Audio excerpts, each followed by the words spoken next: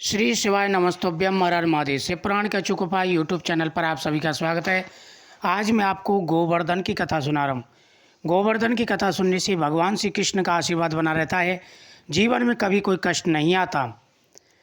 द्वापर युग की बात है, पूरे ब्रजमंडल पर देवराज इंद्र की पूजा हुआ करती थी।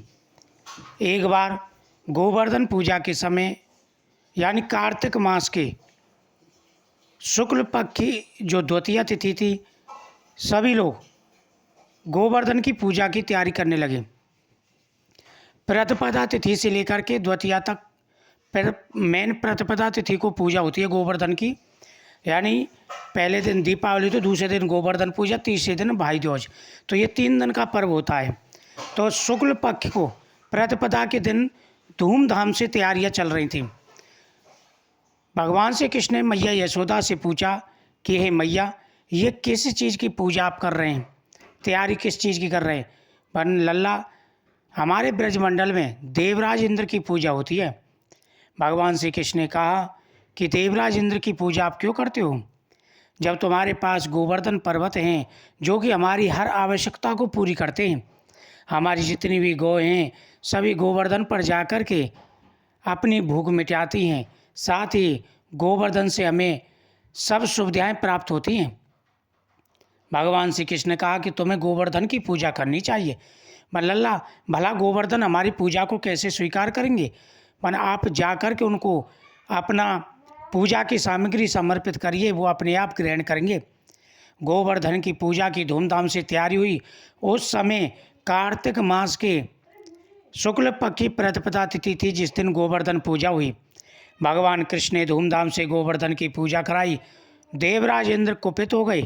उन्होंने कहा कि जब ब्रजवासियों ने मेरी पूजा बंद कर दी है तो मैं पूरे ब्रजमंडल को ही जल में डुबो दूंगा।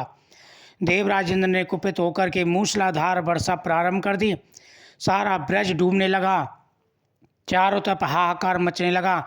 तब भगवान श्री कृष्ण ने अपनी कनिष्ठ उंगली पर यानी सबसे छोटी उंगली पर 7 कोस के गोवर्धन महाराज को धारण कर लिया। चारों तरफ जय जयकार होने लगी। पूरे ब्रज के स्त्री पुरुष पशु पक्षी सभी गोवर्धन के नीचे रह गए और भगवान श्री कृष्ण ने इस प्रकार से सभी ब्रजमंडल की रक्षा की। देवराज इंद्र ने 7 दिन लगातार मूसलाधार बारिश की। फिर उसने कहा कि देखो, मैं देख कर के आता हूँ, ब्रजमंडल सारा नष्ट हो चुका होगा। जब उन्होंने आकर के देखा कि यहाँ ब्रज में तो सब कुछ पानी पानी है, लेकिन किसी भी ब्रजवासी का कोई भी कुछ नहीं बिगड़ा, क्योंकि स्वयं भगवान ने गोवर्धन पर्वत अपनी उंगली पर धारण किया हुआ है। देवराज इंद्र ने खूब अपनी शक्ति लगा ली, वज्र का प्रहार कर लिया, लेकिन भगवान श्री कृष्ण ने सुदर्शन चक्र को ऊपर भेज दिया, जिससे पूरे ब्रजमंडल पर पानी नहीं आया और कोई भी शक्ति का, देवराज इंद्र की शक्ति का प्रभाव नहीं पड़ा। आखिर में आकर के देवराज इंद्र ने भगवान श्री कृष्ण से माफ़ी मांगी। इस प्रकार से भगवान श्री कृष्ण ने देवराज इंद्र का अवमान क्षीण किया, उसका अवमान चूर किया और प्रतिपदा तिथि वाले दिन, कार्तिक मास के शुक्ल पक्ष की प्रतिपदा तिथि को ब्रज में गोवर्धन की पूजा हुई।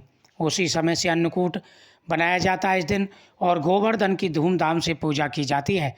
इस दिन भगवान श्री कृष्ण की पूजा करें, गाय के गोबर से गोवर्धन बनाएं, उनकी पूजा करें। इससे भगवान आशीर्वाद देते हैं, जीवन में आ रहे सारे कष्ट और परेशानी दूर हो जाते हैं। भगवान की कृपा से धन्य धान्य बढ़ता है, सुख और समृद्धि बढ़ती है। बोलो गोवर्धन महाराज की जय। वीडियो को शेयर करें, चैनल को सब्सक्राइब करें, कथा को जरूर श्रवण करें।